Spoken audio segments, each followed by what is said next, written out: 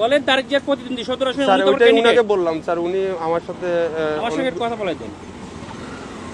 আচ্ছা স্যার একটু কথা হ্যালো, আসসালামু আলাইকুম।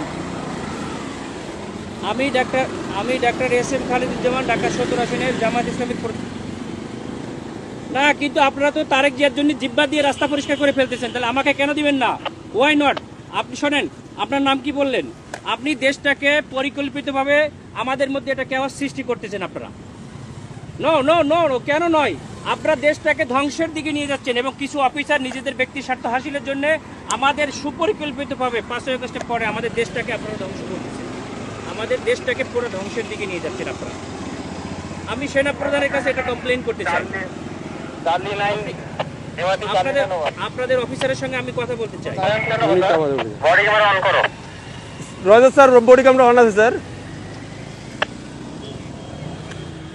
আমাদেরকে নিরাপত্তা দিচ্ছে, আমাদেরকে নির্বাচন কমিশন থেকে নিরাপত্তার জন্য দিচ্ছে গানম্যান, আবার আপনি আমাকে যাইতে দেবেন না কেন?